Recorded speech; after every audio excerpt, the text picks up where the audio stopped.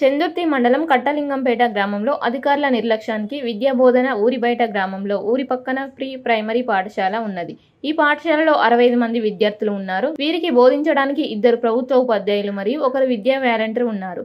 కానీ ఇక్కడ సమస్య అది కాదు. ఉపాధ్యాయులు ఉన్నారు, పాఠశాల భవనం ఉన్నది, విద్యార్థులు ఉన్నారు. పాఠశాలకు వెళ్లాలంటే మార్గం లేదు. ఎందుకంటే మొన్న పడిన వర్షాలకు పాఠశాలకు వెళ్లే దారి పూర్తిగా దెబ్బతిన్నది. ఇంతకు ముందు కూడా ఇలా జరిగింది. అప్పుడు కూడా ఏదో తాత్కాలిక మరమ్మతులు చేసినారు. అవి కూడా మొన్నటి వర్షాలకు దెబ్బతిన్నాయి.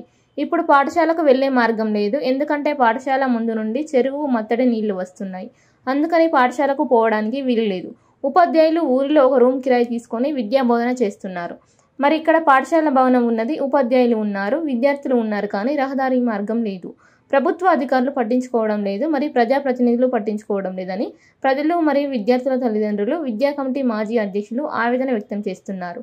ఇకనైనా అధికారులు స్పందించి విద్యార్థులకు పాఠశాలకు వెళ్లడానికి మార్గం త్వరగా పూర్తి చేయాలని కోరుకుంటున్నారు.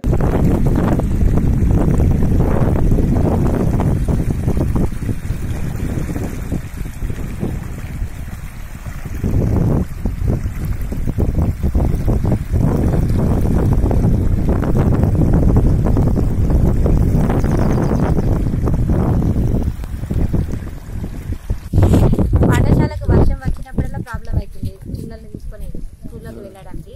స్కూల్ ముందు నుండి అలుగు పారడం వల్ల మా పిల్లల్ని తీసుకొని వెళ్ళడానికి చాలా ఇబ్బంది అవుతుంది. మరి లాస్ట్ ఇయర్ ఇదే ప్రాబ్లం ఎదుర్కొన్నాం, ఈసారి కూడా ఇదే ప్రాబ్లం ఎదుర్కొన్నాం. ఎంఈఓ గారు, ఎంపీడీఓ గారు, సర్పంచ్ గారు, ఎస్ఎంసీ చైర్మన్ వీళ్ళందరూ వచ్చి చూస్తుండ్రు. చేద్దామని అనుకున్నారు వర్క్, కానీ ఈ లోపల మళ్ళీ వర్షం స్టార్ట్ కావడం, మళ్ళీ ప్రాబ్లమ్స్ రావడం, మేము అక్కడక్కడ కూర్చుంటున్నాం. పిల్లలకి చాలా ఇబ్బంది అవుతుంది, మాకు కూడా చాలా ఇబ్బంది అవుతుంది. పిల్లలకి ఏదైనా చదువు చెప్దామన్నా చెప్పలేని పరిస్థితి. ఒక రూమ్ తీసుకున్నాం, ఆ రూమ్లోనే మేము వర్క్ పిల్లలకి స్టడీస్ చేస్తున్నాం. మా ఊరు స్కూల్ మధ్యలో ఒక అలుగు అనేది ఉన్నది. ప్రతి సంవత్సరము అలుగచ్చినప్పుడు పిల్లలకు కట్టుకోవడానికి వీలైతలేదు. పిల్లలకే కాదు, పెద్దలకు కూడా పోరాదు. అంత మంచిగా ఇక్కడికి వెళ్ళి నీళ్లు పోతుంటాయి.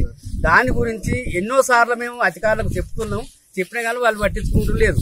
ఈ పిల్లలంతా ఊళ్ళో ఒక రూమ్ తీసుకొని అక్కడ చదువు చెప్తుంది. దాని గురించి అధికారులకు మీరు ఏదన్నా మీ చర్యల ద్వారా ఏదన్నా చేసేందుకే చేస్తే బాగుంటుందని మా ఉద్దేశం.